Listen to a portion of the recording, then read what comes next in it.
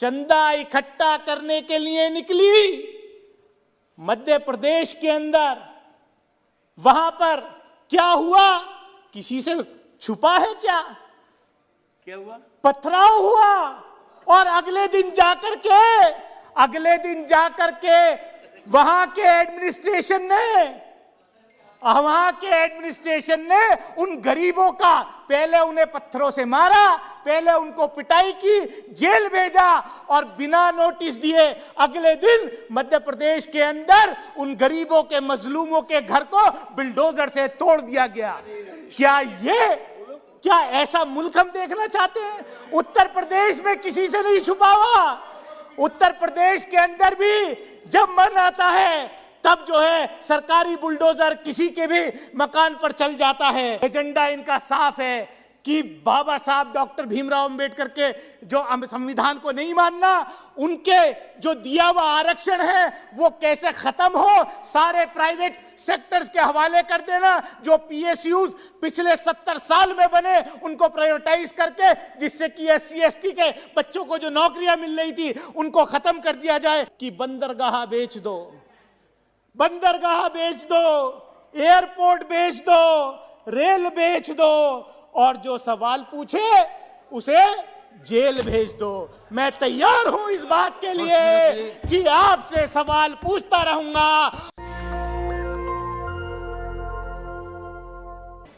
आज जब मैं यहां पर राष्ट्रपति जी के अभिभाषण पर बोलने खड़ा हुआ हूं, उस वक्त दिल्ली की तीनों सीमाओं पर हजारों किसान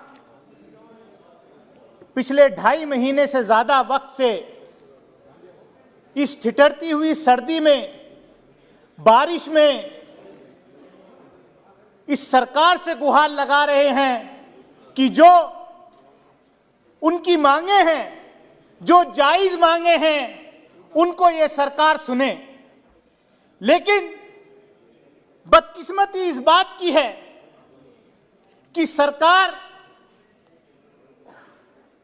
अपनी जिद छोड़ने को तैयार नहीं है।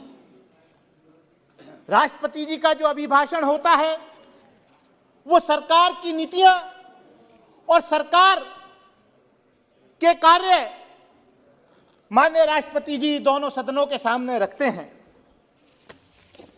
अब सरकार भले ही जुमला जीवी सरकार हो या भाषण जीवी सरकार हो, माननीय राष्ट्रपति जी को सरकार के लिखे हुए भाषण को वहां पढ़ना है।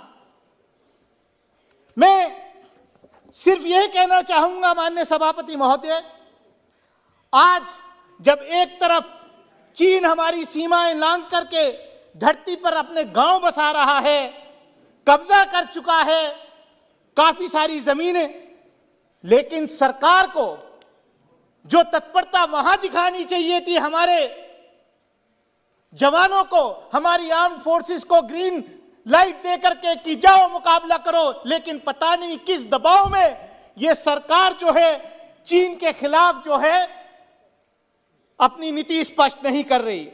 वो कटीले तार, वो बाढ़, वो कंक्रीट की दीवारें इन किसानों के सामने जो दिल्ली में अपनी गुहार लगाने आए हैं उनके सामने खड़ी की जा रही हैं। माननीय सभापति महोदय, देश का किसान अन्नदाता के साथ ये सलूक करना ये कहीं से भी जायज नहीं है। मैं यही कहूंगा कि कई अंतर्राष्ट्रीय आवाजें भी इस किसान आंदोलन के बीच में उठी हैं। मेरी पार्टी बहुजन समाज पार्टी की नीति साफ है कि अंतर्राष्ट्रीय हस्तक्षेप नहीं होना चाहिए हमारे देश के इंटरनल मैटर्स में। यह हमारा अंदरूनी मामला है और भारत की यह परंपरा रही है कि हम कभी भी किसी दूसरे देश के लोकतंत्र में भी इंटरफेयर नहीं करते। लेकिन यह परंपराएं तोड़ी किसने? हम आज जिनको ये सीख दे रहे हैं कि यूएस स्टेट डिपार्टमेंट हो, यूनाइटेड नेशंस हो, वो लोग हमारे यहां जो आंदोलन चल रहा है उस पर बोल रहे हैं। लेकिन जब हमारे देश के प्रधानमंत्री जाकर के दूसरे देश के लोगों को ये कह रहे थे कि आपको कौन सी सरकार चुननी है, अब की बार ट्रंप सरकार, ये मौका हमारी विदेश नीति जो बदली गई उन्होंने दिया है। लेकिन मैं सिर्फ इतना ही कहूंगा माननीय सभापति महोदय कि सरकार तो आती हैं जाती हैं, ये इतिहास है इस दुनिया का कि जब जब जो सरकारें किसानों से टकराई हैं उन सरकारों का हश्र अच्छा नहीं हुआ है। अभी एक बीजेपी के सांसद यहां कह रहे थे कि मैं इस्तीफा दे दूंगा अगर कोई ये साबित कर दे कि गणतंत्र दिवस के दिन 26 जनवरी के दिन भाजपा का कोई कार्यकर्ता वहां पर लाल किले पर मौजूद था। मैं कहना चाहता हूं कि शायद जिस व्यक्ति को, जिस उपद्रवी को आज हमारी पुलिस ने अरेस्ट किया है वो भारतीय जनता पार्टी के लोकसभा के मेंबर का चीफ इलेक्शन एजेंट था। माननीय प्रधानमंत्री जी के साथ उसकी फोटो थी, किसने गृह मंत्री जी के साथ उसकी फोटो थी।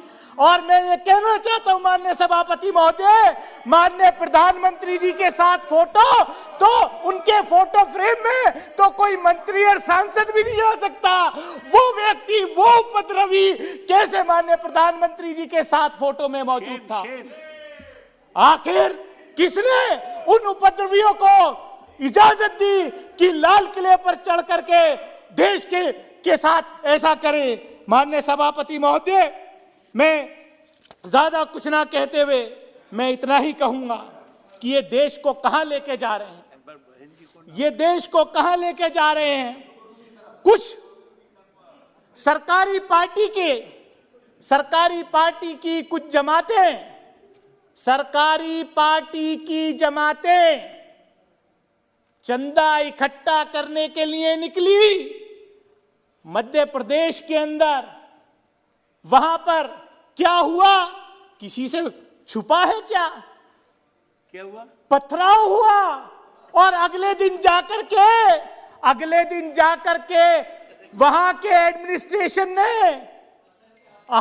एडमिनिस्ट्रेशन ने उन गरीबों का पहले उन्हें पत्थरों से मारा, पहले उनको पिटाई की, जेल भेजा और बिना नोटिस दिए अगले दिन मध्य प्रदेश के अंदर उन गरीबों के, मजलूमों के घर को बिल्डोजर से तोड़ दिया गया। क्या ऐसा मुल्क हम देखना चाहते हैं? उत्तर प्रदेश में किसी से नहीं छुपा हुआ। उत्तर प्रदेश के अंदर भी जब मन आता है तब जो है सरकारी बुलडोजर किसी के भी मकान पर चल जाता है। माननीय सभापति महोदय, मैं इतना ही कहना चाहता हूं, हाथरस के अंदर क्या हुआ। हाथरस के अंदर सभापति महोदय, मैं बस 2 मिनट में अपनी बात खत्म करूंगा। सभापति महोदय, हाथरस के अंदर क्या हुआ, एक दलित महिला के साथ, एक बच्ची के साथ जो घटना घटी, जो बलात्कार की घटना घटी। और ये कहते हैं, मुझे अफसोस इस बात का है, ये जिन महापुरुषों का नाम लेते हैं, चौधरी चरण सिंह जी का नाम इन्होंने कई बार लिया, लेकिन जब चौधरी चरण सिंह के पोते हाथरस के अंदर उस दलित महिला को न्याय दिलाने गए तो जयंत चौधरी, तो उनको लाठी और डंडों से पीटा गया। अगर उनके साथी ना होते तो चौधरी चरण सिंह के पोता वहां से जिंदा नहीं लौटता। सभापति महोदय, मैं सिर्फ 1 मिनट में अपनी बात खत्म करता हूं। अभी बजट आया, बजट के ऊपर एजुकेशन बजट में 6% की कमी की है। बजट ये सरकार मेरे ख्याल से चाहती है, इनका नारा है कि अगर पढ़ेगा इंडिया तो सवाल पूछेगा इंडिया। इसलिए सारे विश्वविद्यालय, सारी एजुकेशन सेक्टर को डिस्ट्रॉय कर दो। मेरे यहाँ एक यूनिवर्सिटी मेरे पड़ोस के जिले में मौलाना मोहम्मद अली जौहर यूनिवर्सिटी बनाई, उसको भी रोज तोड़ने के लिए बुलडोजर तैयार रहता है। लेकिन ये सरकार क्योंकि शिक्षा खत्म करना चाहती है। मैं सभापति महोदय ज्यादा वक्त न लेते हुए मैं इतना ही कहूंगा, ये सरकार क्योंकि इनकी बस 1 मिनट में अपनी बात खत्म कर रहा हूं। ये सरकार जो है इन्होंने अपना जो है एजेंडा इनका साफ है कि बाबा साहब डॉक्टर भीमराव अंबेडकर के जो संविधान को नहीं मानना, उनके जो दिया हुआ आरक्षण है वो कैसे खत्म हो, सारे प्राइवेट सेक्टर्स के हवाले कर देना, जो पीएसयूज पिछले 70 साल में बने उनको प्राइवेटाइज करके, जिससे कि SC/ST के बच्चों को जो नौकरियां मिल रही थी उनको खत्म कर दिया जाए। मैं यही कहूंगा आखिर में कि बंदरगाह बेच दो, बंदरगाह बेच दो, एयरपोर्ट बेच दो, रेल बेच दो, और जो सवाल पूछे उसे जेल भेज दो। मैं तैयार हूं इस बात के लिए कि आपसे सवाल पूछता रहूंगा, और जिन आंदोलनकारी किसानों को कहा कि वो आंदोलन जीवी है, मैं अपनी बात खत्म करता हूं। स्वर्गीय डॉक्टर राम मनोहर लोहिया ने कहा था कि जिस लोकतंत्र की सड़कें सूनी होती है उसकी संसद जो है, आप जानते हैं, आप जानते हैं। तो इसलिए ये आप उन महापुरुषों की तो बात कम से कम बात मानो। और सभापति महोदय, मैं कंक्लूड कर रहा हूं एक सेंटेंस में। आज जो देश में हो रहा है, गरीब को, मजलूम को, अक़लियत को न्याय नहीं मिल रहा, और वो न्याय जो है जुडिशरी में भी क्राइसिस आ गया है। मैं इसी बात के साथ अपनी बात खत्म करता हूं कि स्वर्गीय अरुण जेटली जी का एक बयान याद आ रहा है संसद के अंदर दिया हुआ। उन्होंने कहा था, 1 मिनट कभी खत्म नहीं हो रहा है। कंक्लूडिंग आपका 1 मिनट अरुण जेटली जी ने संसद के अंदर कहा था कि आज के जो जजेस हैं, जो जुडिशरी है, वो इस बात को तय कर देखती है कि रिटायरमेंट के बाद मुझे क्या बेनिफिट मिलने वाले हैं। उन बेनिफिट्स पे तो कोई असर नहीं पड़ेगा। यही आज क्राइसिस सरकार में है, यही जुडिशरी में है। आपका बहुत बहुत धन्यवाद।